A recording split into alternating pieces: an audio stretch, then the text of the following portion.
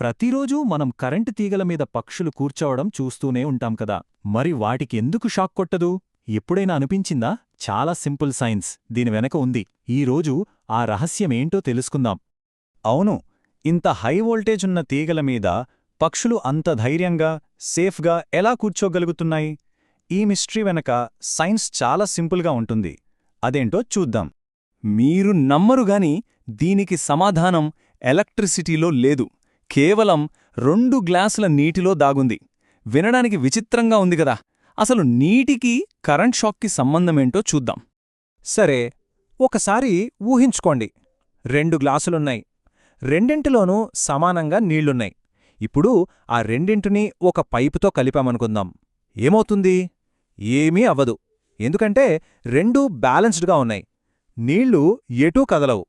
కాని అదే మనమొక గ్లాస్లో ఇంకాస్త ఎక్కువ నీళ్లు పోసామనుకోండి, అప్పుడేమవుతుంది?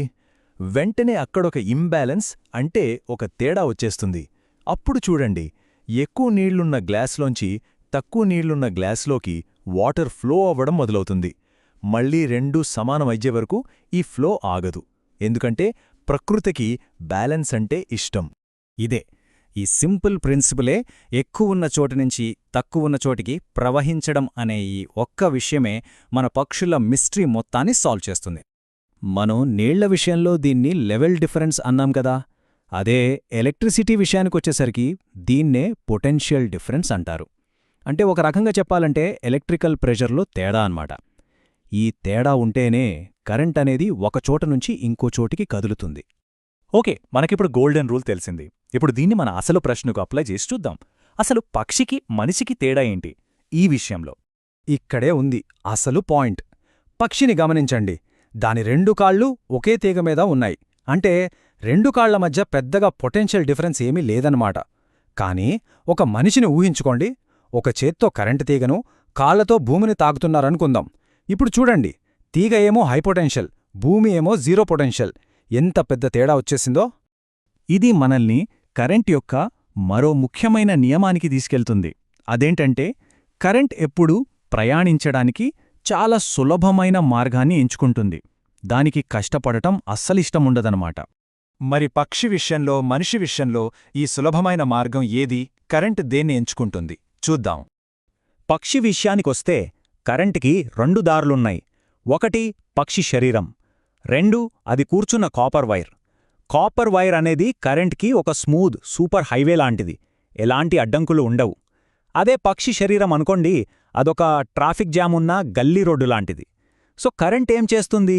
సింపుల్గా హైవే మీన్నుంచే వెళ్ళిపోతుంది, పక్షి శరీరంలోకి అసలు ఎంటరే అవ్వదు. అదే మనిషి విషయానికొస్తే సీన్ మొత్తం రివర్స్.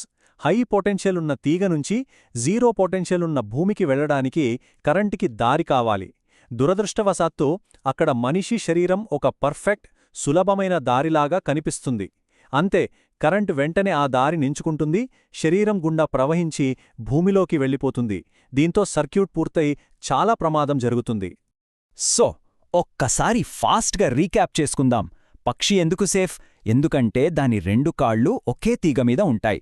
దాని బాడీ గుండా పొటెన్షియల్ డిఫరెన్స్ అనేది ఉండదు. అసలదొక ఎలక్ట్రికల్ సర్క్యూట్లో భాగమే కాదు. అన్నిటికన్నా ముఖ్యంగా కరెంట్కి పక్షి శరీరం కన్నా ఆ తీగే చాలా సులభమైన దారి, అందుకే అది సేఫ్గా ఉంటుంది.